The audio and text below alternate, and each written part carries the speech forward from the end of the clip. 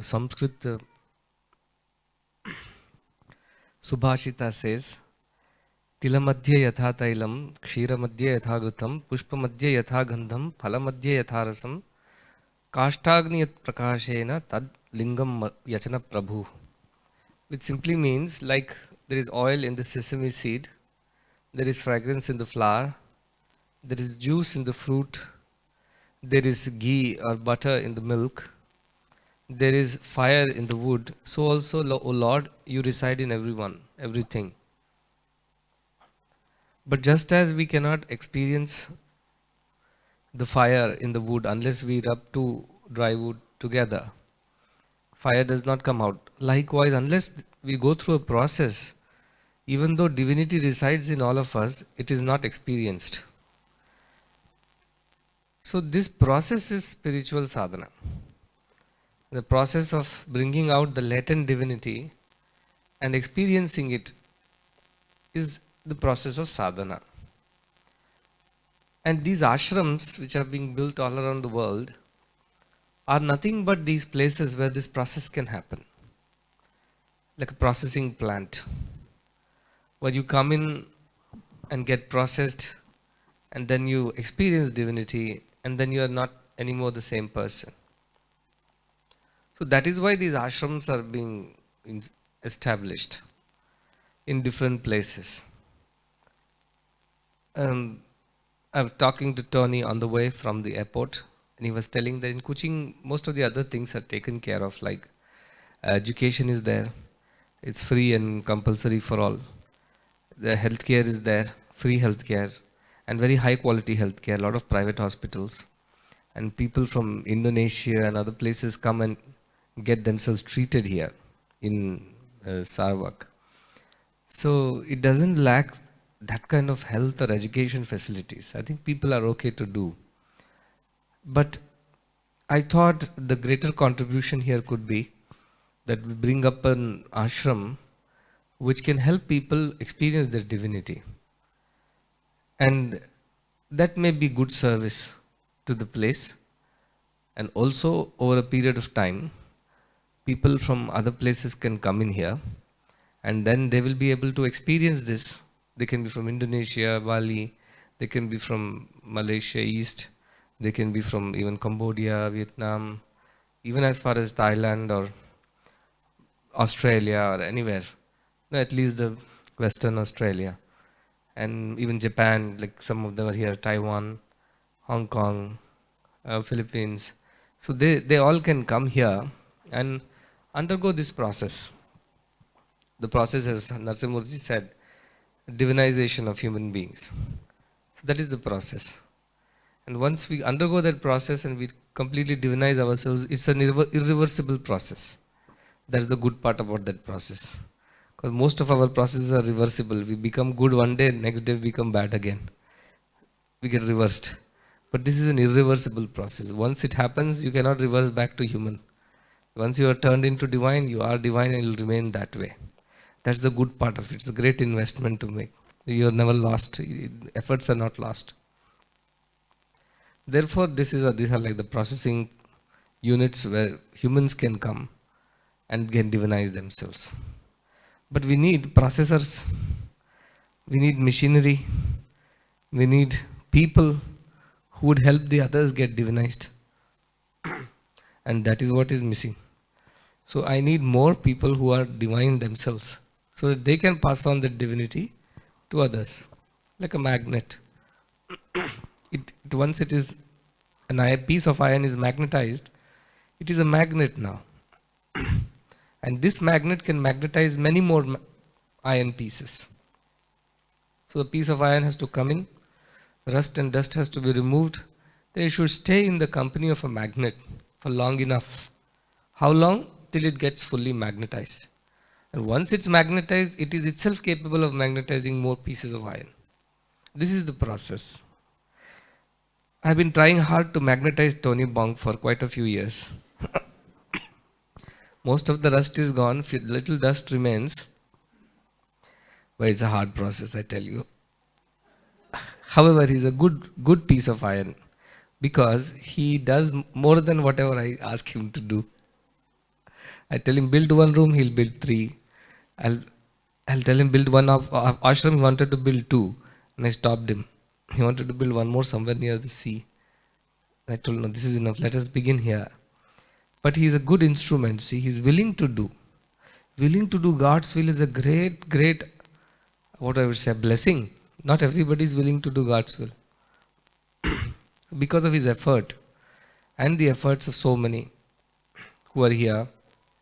The wonderful family who gave this property to begin the ashram. See, that is a great contribution. You can do all kinds of charities, but charity to build an institution is a great charity. Because once an institution is built, its impact on the society remains for a very, very long time.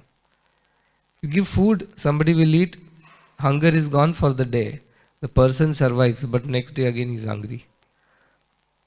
Whereas if you build an institution where thousands can study or learn and grow, the impact is eternal. So the investment made is very, very fulfilling because so many people get benefited. So this is an institution and aptly named as Vishwaniketanam because I wanted the whole world to feel at home here. You come from any country, from anywhere in the world, you feel at home when you come here. You feel you are with your brothers and sisters. And that is the idea of Vishwaniketanam. Our Vedas say, Atharvana Vedas says, Yatra Vishwam Bhavati Eka Needam. The place where the whole world becomes one home, one nest, where everybody can come and everybody can belong. This is the idea of this ashram. That's why it's kept very neutral. Vishwaniketanam, all are one. You may come from any religion, any status, gender, ethnicity, professions, nationalities. It doesn't matter. We all are here and we are all one. And that is the experiment that is about to happen. Our Tony was asking what is the next set of programs that we have over here. Actually, I wanted to start many things 3 years ago itself. But because of COVID pandemic and all the difficulties that everybody had to go through, it had to be postponed. But now we want to start again. That is what was the discussion with one of an important person who had come here. And he, in fact, I asked him, does this Tony Bong overwhelm you with requests? And he did not know what to answer. So he smiled very sheepishly and said, he's a way too fast for me. Of course, you can't blame him. He's only following me. I am quite fast, so naturally he has to be fast too. And his eagerness to bring me back again and again, to attract me back to this place with some new program, some new thing, is what makes him do new things all the time. But at the same time, we must grow it also in its depth, not only in its width and in its height, but also the depth of the place.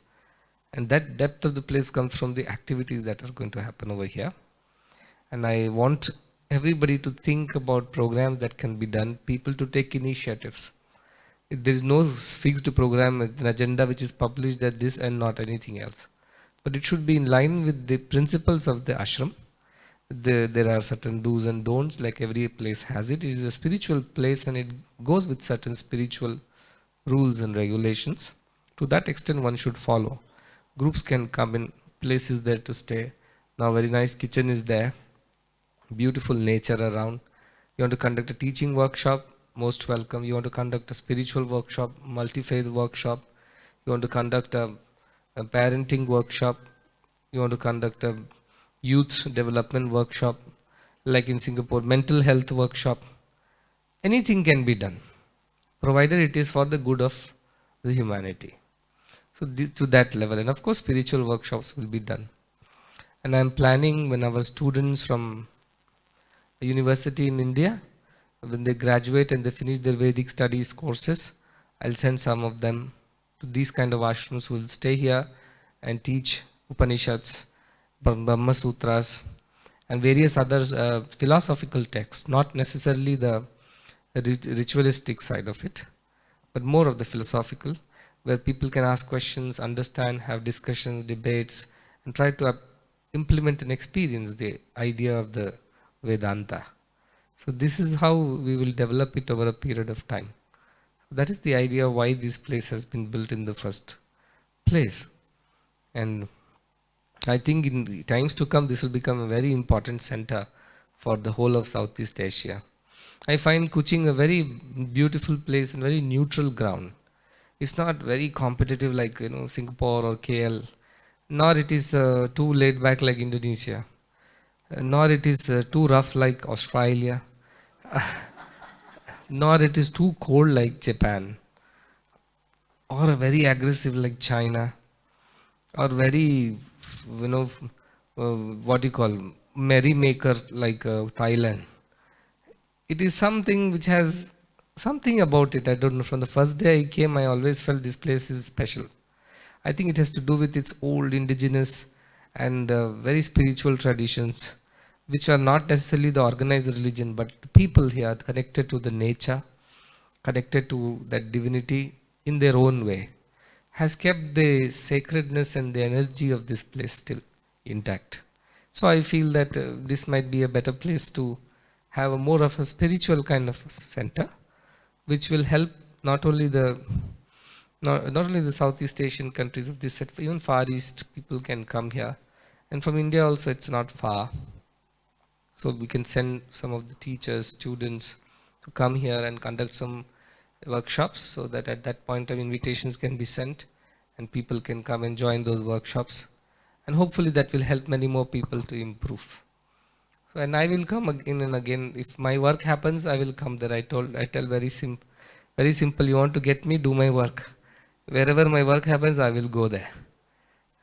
So that is what I have told him. You keep doing the work, then I keep coming. But he needs more hands. He needs more people from in around this country, from Singapore, from other part of Malaysia, from Indonesia. Now we must put all that as a group together, and I request each of the country to take up one thought, one workshop thought. Somebody takes up teaching as a workshop, we will do the teaching workshops. Let's say Australia takes up that. Then somebody else takes up some other workshop. Meditation workshops, let's say Japan takes up that. Somebody takes up another kind of workshop, let's say art and culture workshops, Indonesia takes up that. Somebody else takes up workshops on parenting, let us say West Malaysia takes up that. Somebody else takes up a workshop on Indian or spiritual philosophies, India takes up that. So like that, if we design 10, 12 workshops, this is what we are doing in Fiji as well. Then we can bring those people during those times and conduct the workshop. People can attend and go back. And Kuching is quite cheap to come. It's not as expensive as going and staying in Singapore. That will be one workshop in one lifetime for most people. It won't work here. So here it is quite easy to come. Access is there. It's a cheaper country to come to, and very peaceful also. So therefore I thought this might be more useful for most of the young people, you see. Also people who are elderly and well established, well settled in life also can come. And there are nice places to stay here. Some infrastructure, some small cottages are being built. So all that can be utilized. And I would request all those well settled people to take care of the workshop expenses, because they don't put the burden on the young people, you see. Teachers who are coming from somewhere, if they can come here, this far itself is a lot of poor expense for them. So some of the well-to-do people, some of the well-settled people should take care of the workshop. That country can look after that little expense. Don't put the burden on Tony and team here. They've done this, that is enough. Rest we should manage within our own small groups and circles. It's not much. I don't think anybody eats too much. Does anyone? It won't cost much. Anyway, teachers, trainers, everything is no cost. They're doing as volunteers. And children, youngsters will come from their own countries on their own. Whatever limited things are there should be looked after by some of the grown-ups or well-settled people. Is that model okay, Tony? Does that sound okay? Yes, Swami. I think we always be guided by your advice, Swami. Right? But don't overwhelm them and scare them away. Well, if they are doing work here, well, welcome them. Not when they come here once in a while, right? So I mean, that conversation we had before, See, it is a chicken and the egg story, you know. right? First they have to come here, then they will start doing the work. Or should they start doing the work only then they should come here? Which way it begins, we do not know. So Well, my idea is that let them come here right, and see what happens. Everybody has different liking. All do not like to do the same thing. I ask these people to sing bhajans, they'll sing 24/7, right. Sorry, even if nobody is listening, right, because they love to sing bhajans, irrespective of their audience or not. right. Sorry, Somebody wants to do work in the kitchen like Ayavu and all. They will not come out of the kitchen. They keep cooking. Somebody eats or not doesn't matter. Some people love speaking. Narsimurti. Somebody listens or not doesn't matter. Like that, everybody has their own likes, you know. You identify that. So speakers will come, they'll speak. You ask them to clean up the toilets, they're not going to do that. Cooks will come, they'll cook. You ask them to sing bhajans, they're not going to do that. right. Sorry. All can't be multi-purpose like you and me. You see? We can do anything and everything for the sake of... For the guru, but we should be mindful of other people's attitudes and other people's inclinations, dispositions. Accordingly, we must give the word. I guess it's very, sorry, I don't mind making a public confession, because Call it apology. apology. Apology. I apologize that that there are every humans that I mean out in the world that's created by God, able to multitask like me and do all the things that the guru asked me to do. So sometimes when I what to tweet, when tasks are given to me and I executed them, and when I see people, some people around me just not responding, I sometimes am scratching my head. How does this whole thing work? Anyway, I'm so glad, Swami, that in a way, you know, you put it in the right perspective, that each of us have our own abilities, our own talents, and to sum it up in one word, to each his own. But anyway, I thank you again, Swami, for this very great opportunity to do work for you, and to be speaking in front of this audience here, to express my gratitude to everyone here, and hopefully this is the start of something, a great spiritual adventure for years to come. Right, Swami? Swami, since you mentioned about the cottages, do you want to talk something a bit more? You sit down. My mistake, I called it. Sit down.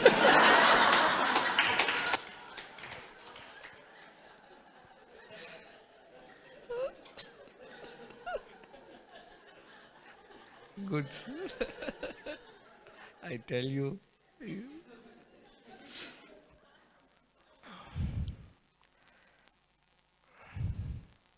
Too much rajas is also not good. Too much rajas, sometimes, distracts you from the original path. We forget why we are working. That is also very dangerous. All cannot handle this much of work. I can handle, because I don't have doership.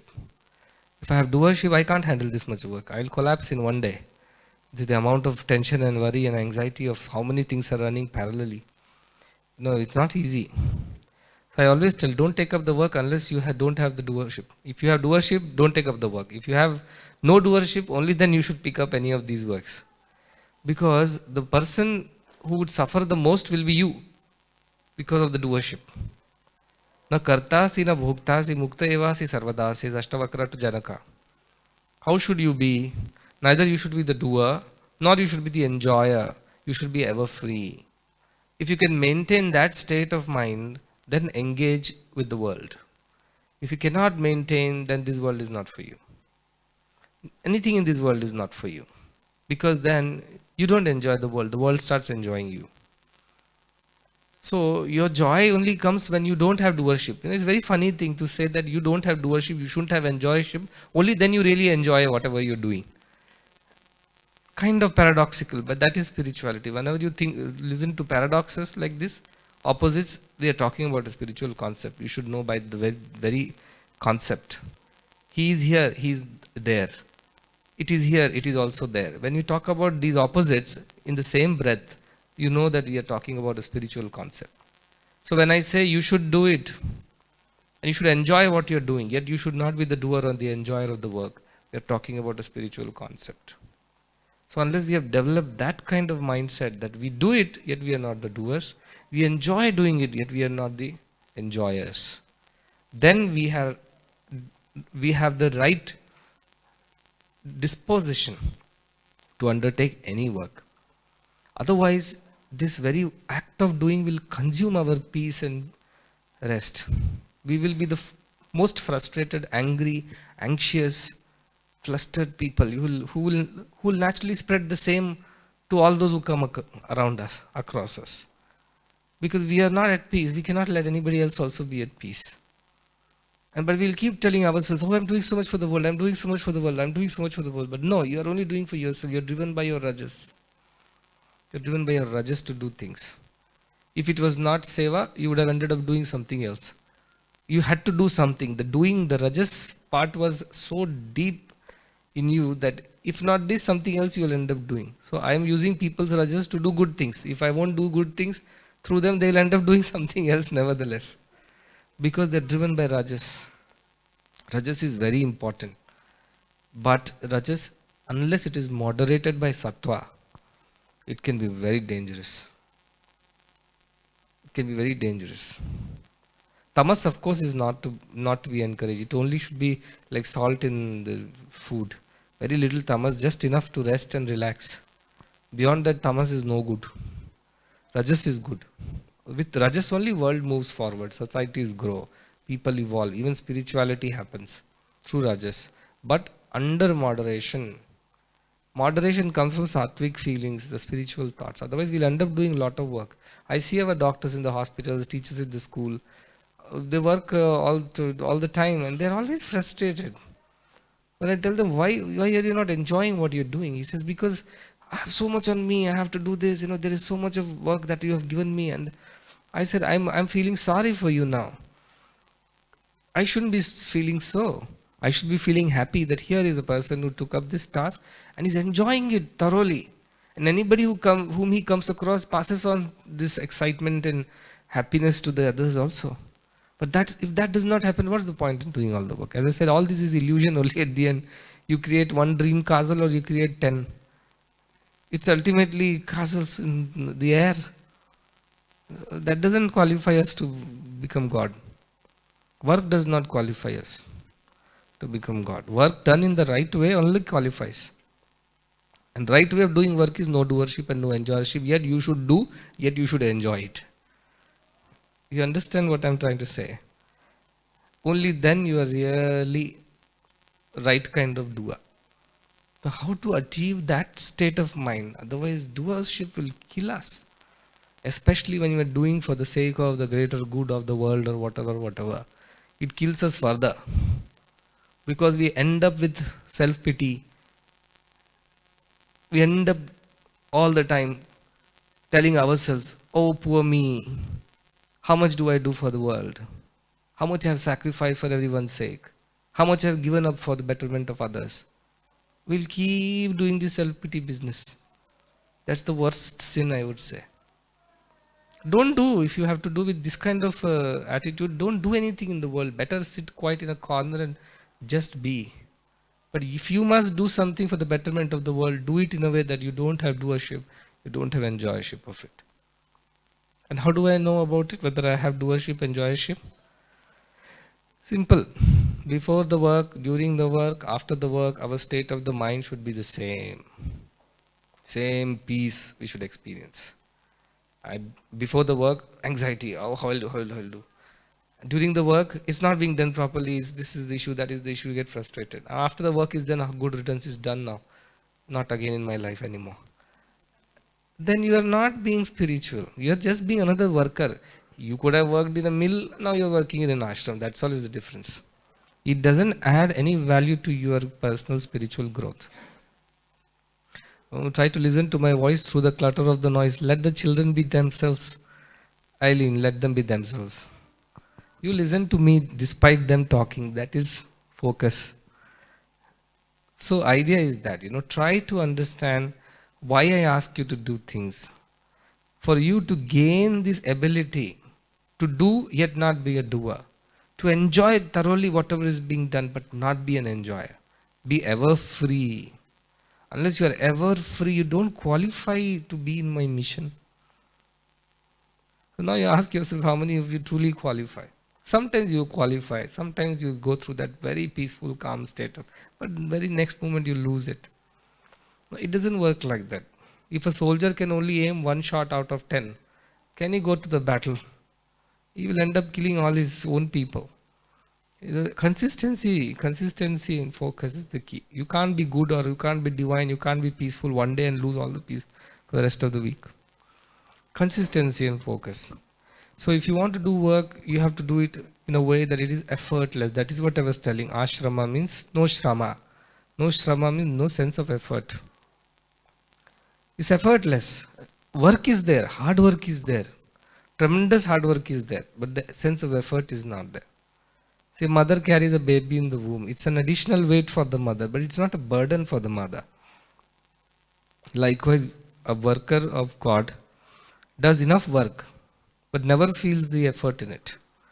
Never feels overwhelmed, exhausted, or frustrated, or disappointed, or excited. All emotions are out of the picture. How can we work like this is the question. How can we work? Only two ways we can do like this. One, we are perfect instruments of God and we completely believe we are not the doers. God is the doer. I am just perfect instrument, completely surrendered to God. That is the first option. Second option is God only. You have to be God. Either you completely surrender your mind to God or you become God yourself. No other way of doing things in a way where you don't have doership and enjoyership. There is no other way. Therefore, many people do what they do when I tell them, no, you can't do like this. Your attitude is wrong. You should do it right. Then what they do? All right, Swami, I am not a good instrument. They hang the boots and say bye-bye. Or some people, that is, of course, ego you can make out from the way they speak. Or the other way is that I'm so sorry, Swami, I'm no good an instrument. I'm good for nothing. I'm so sorry. So therefore, I resign and I go. I can't do your work. People think how humble, how sincere, how sacrificing. But that is also ego in another form, which acts as if it is humility. But the very idea of withdrawal is ego. Very idea of engaging is also ego. You have to understand the subtleties of mind, how it acts. Many people, when I give them tasks beyond their capacities and they don't do it well, and sometimes I also scold them just to, kind of put them on the track. They just quit. They say, I'm not doing it, that's it. I've already done enough for you. They walk away. And that's very clear manifestation of ego, nothing else. The other people are even more dicey. They come and they say, shed tears, and then say, I'm not good for you, I may spoil your mission, I may damage your name, therefore please relieve me from this duty, I'll go home. But to me that is also ego only, and the worser ego. Because it doesn't even acknowledge that it's ego. First one at least says it, I'm ego and I can't do it. Second one doesn't even accept that it's ego, so it's worser. So don't do things in the mission with this attitude. That's not going to help you. If you don't grow and you are not divinized, what is the point in trying to divinize everybody around? Isn't it? We should ask ourselves, am I getting benefited out of all that I'm doing? If I am not getting benefited, then how does it matter who else benefits or not? Have I grown spiritually? No. What's big deal about who else is growing spiritually? So that is why I tell in this matter you must check with yourself. It's very simple. Before the work, during the work, after the work, state of your mind should remain unchanged. Small fluctuations are okay, but not large swings. It should be so small that almost it is flat. So that is what I call, keep checking how you are progressing spiritually. Check how quickly you are coming back to the state of that calmness and what you call as zero state. No positive emotions, no negative emotions. People think positive emotions are okay. No, positive emotions are also not okay. In the sense, excitements are not okay. So also disappointments are not okay. It has to be in the center. Anytime it goes this way, check, bring it back. Or goes this way too, check and bring it back. Unless you do that on a regular basis and develop a habit, you will not be at peace and happy. Happiness is not going to be yours. These are very simple things, but these are very practical way of measuring your own progress. This is very important. If you have gone through tremendous moments of anxiety, frustration, almost depression and kind of verge of quitting and all that, then you know that you have not done it right. So therefore, then doing this, no, I feel bad. Why should I make somebody unhappy by giving them tasks? Let them be as they are. So that is the idea of doing and enjoying. You have to undertake all the activities, yet should not have the doership in you. How do I know I've got doership? Fluctuations will start. The moment fluctuations start, you know that is doership or enjoyership. The moment nothing happens, neither this way or that way, then you know you're true. Very beautiful Vidyaranya Swami puts it, Shila antarivastitihi, like the inside of a stone. You remain like that in all situations. You can always sleep off and become like that. Most of the people can reach that state very quickly. But he very clearly, in the first line, he clears, Jadya Nidra Vinirmukta. That state which is like the inside of the stone, but free from laziness and sleep. Otherwise, in sleep also people sleep like stone. So he says very clearly, Jadya Nidra Vinirmukta. Ya Shila Antarivastitihi. That state of mind which is like the inside of the stone but bereft of sleep or lethargy. That state is your sa swaswarupa sthiti smritaha. That is your true state. True self is that, says Vidyaranya Swami. So clear. So very clear, our scriptures are very clear about how one should be in this world and how one should undertake activities. Okay, if you are not able to do that, put efforts, at least recognize that this is not going right. And then keep putting efforts to bring yourself again and again to that steady state. That's very important. Otherwise, all the doing is a lost, wasted opportunity. This is the teaching that I want to teach to the world because I am enjoying that freedom. I am enjoying that personal peace. And I feel bad that, people also can enjoy. When I see they are not enjoying, I feel like, you could also benefit from this. You are simply suffering. Don't suffer. The other day I was telling, it's like, you think you're locked inside the room and you're sitting there for days together, whereas there's no lock on the door at all. And somebody tells you that, no, the door is not locked, you don't accept it. Because you tried once or time, it was jammed, so you couldn't open, you said you're locked for a lifetime. It's a mental block. But this peace, this happiness is your birthright. This is what you truly are. Why should you not reclaim your own peace, your own happiness, your own steady state? This is my question to everyone in the world. Why are you troubling yourself for no reason? It's not necessary. It's not needed. You can be still and peaceful mind and do everything. In fact, your efficiency goes up infinite times because you're so peaceful and you're so steady. You can think right. You can decide correctly. You can deal with any situations in the best way because your mind is unattached, impartial, uncluttered. So you can do everything much better. That is the idea of doing and enjoying. Okay. So these are the messages we want to teach to the world. And these are the ashrams from where this message should go out. That you are divine and you must reclaim your divinity and nothing less than that. And divinity does not mean you will develop some supernatural powers. You will see some dragons flying around and all that. It only means you will experience that inner peace which remains undisturbed come what may. And in that state of peace, from there you look at the world, you will not have any feelings of anger or hatred, attachment, greed, jealousy, nothing will be there. From that point of view, everything looks good. Because in the flight you're traveling, So Tyaga is there. He was traveling. Tyaga was sitting opposite to me. I told Tyaga, you're so tall. We are all shorter than Tyaga mostly. So I told Tyaga, how does the world look from there? From yours viewpoint. Too many bald heads, that's what he would say. The idea is that he is definitely heads and shoulders above the rest in that way. So when he looks at the world, his perspective is different because he's at a different height. So I'm only asking that once you are from that spiritual height, when you grow, everything looks different. Your perspective changes. Everything looks divine.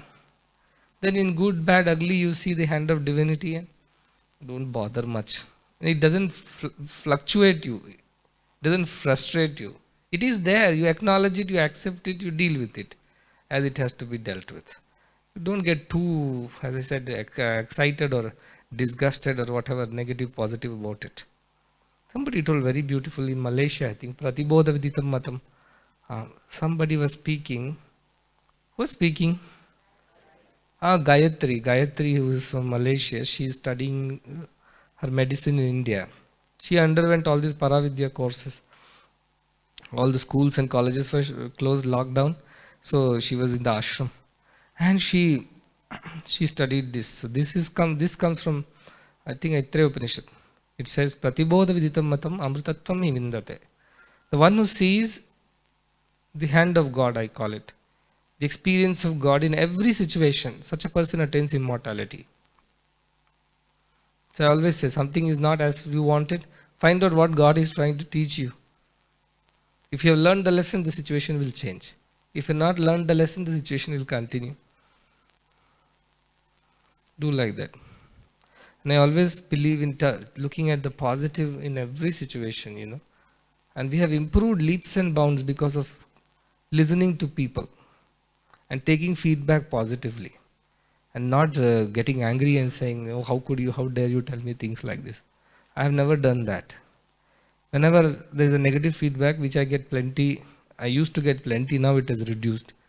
And I would listen to them and think, how can I improve from there? What is that person is trying to say? Where are we lacking? And then analyze and say, yes, we are definitely making mistake over there. And we'll improve from there. Sometimes it will be a feedback which was just born out of anger or jealousy. We also have the maturity to ignore that. But outright ignoring anybody's feedback is not the right. Then you don't improve. In every situation, we must see how we can benefit from it. I'll give a live example. I'll give you. Because of sore throat, my voice went, I think, one full octave down. I can't recognize my own self. But then enjoyed what I could never go, if I want to sing, I can never go down to the lower octave, let us say D or E, could never go in my whole lifetime. But because of the sore throat, I can go there and I'm enjoying my lower D. Seriously. I don't know where I am. Can you put the C? Ni da pa ma ga. See?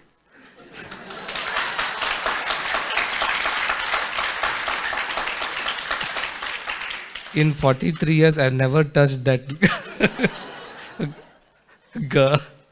Thanks to this Malaysian sore throat or Australian, or I don't know which one it is, which country I'm bringing it from.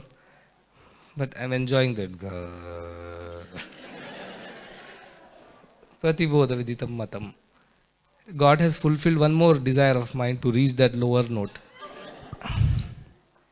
What I'm trying to say is that also can become an enjoyment. In fact, I called these music boys and said, put on that tuner and tell me where is that note right now. So every day I wake up with that pain in the throat, but I check the note first, whether I'm still in D or it. I'm trying very hard to go to C, E, C. No, I don't think it's going that low. But all I'm trying to say is that, see, you can enjoy whatever comes your way, whatever, as they say, when life throws lemons at you, make a juice out of it. So you turn the situation in your favor by improving or, from there. So idea is that let us work day and night. That is what scripture says. Kuru punya mahoratram. Work day and night. Our scriptures extol us. This is karma bhumi. There is no escaping from work here. But how should we work? Work in a way you have no doership and no enjoyership. You are ever free. If you do that, you are free. You can do any amount of work and not be frustrated. That's how I manage all these things. But all this was possible only once I realized who I am. Once that realization came, fear disappeared, all negative ideas disappeared, all limitedness disappeared, more acceptance, more, as I say, expansiveness came. And that helps to do everything. So you can be like that too. That is why Sadguru, that is why no Bhagavan. In fact, Fiji, Sumit has eaten my head saying, why do you call Sadguru? That looks lower. Why don't you call yourself Bhagavan? I will not call because it is not the purpose. I am sending a wrong message out. I have not fallen from the sky, ready-made Bhagavan. I have grown from the earth, like all of you. And I also want you to rise from the earth. That's why I'll be Sadguru only. I will never change the name to Bhagavan. I will remain Sadguru because I want to continue teaching this truth by my own example.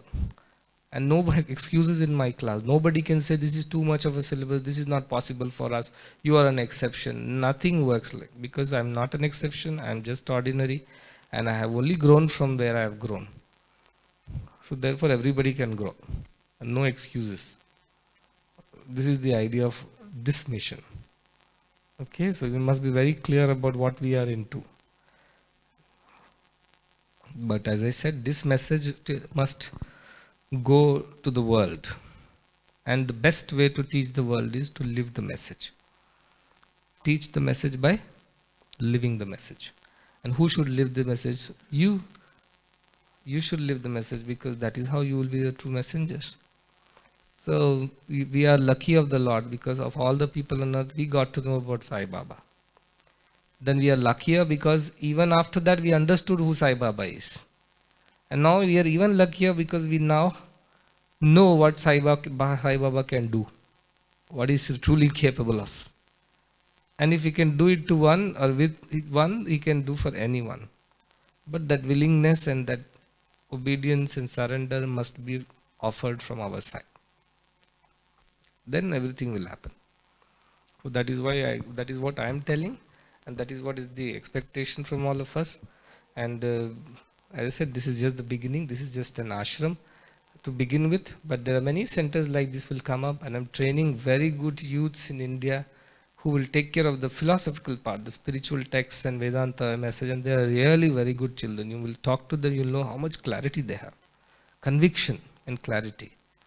So that is what will change the world. Meanwhile, the other workshops that are required for social development and other things, please continue and please distribute the topics amongst yourself. And because Tony Bong won't get sleep tonight, so I'll discuss the topic of what is that, cottages also. There are some, so I told that there are different kinds of people will come, you know. Some people are okay in living in dormitories and they feel they're very happy, it's a very nice life. Some people can adjust 3 of them in one room and all that stuff. But some will be even married people who will come, couple, they will have to stay in their own way. So we must cater to it. It's a home for everyone, as I said. A minister and his wife comes over to stay here and whatever study for 3 days. I must provide them a facility that suits their whatever social status is. So I told build some cottages, and they are already doing some foundation work. I think 10 cottages is what I told, right? Like a twin cottages, yeah. They were like wooden cabins like thing, a little more natural. I think some of them are already been built. One has already been built. You can go and have a look at it at down somewhere. That's how it will be there. If you all get together, we can finish it off. It is there for everyone. When you come, you stay. When your family comes, they stay. When others come, they also can use the facility. That way, there is a good quality of place for everybody. For youngsters, there are nice dormitories. For some bachelors and senior people, there are rooms. For married people, there are cottages. So everybody has a place to then stay here, and 3 days, 10 days type of workshops are possible in the future. Instead of going and spending your holidays in some beachside resort, paying thousands of whatever ringgits for a few days, you would rather spend time a little more in a spiritual way. That's the idea. Go for a nice nature walks. It's very beautiful nature. Behind the forest, the whole of the forest is there. You can go, you can sit down quietly in any corner, find your own inner space to relax and reconnect with yourself. Much can be done over here because there's nothing, there are no neighbors behind. In the sense, there are no more properties behind where people are living or there's no thoroughfare. So it is a very secluded place. That's why I like this place in the first place. That there is no other, everything is surrounded by forests, are all around, all three sides. That's good. You may meet orangutans though. Are they there in these forests? They're not there. They knew Tony's here, we can't be here. He'll chase us away. But they're famous, the red-faced orangutans, right? Yeah, they're famous from this area. I was telling him long ago all these lands were connected. So these monkeys, could travel across the land. They're not really monkeys, they're another species though. So they could travel across, and when Ramayana was happening and many of these forest dwellers were needed to help. Many of them came from far off places, even as far as this place. So that's what I was telling him in the beginning. So there is a history to this place too. So that is all from now. While you continue to meditate on my message, on what I have said tonight, I will continue to practice, try to reach the lower sea.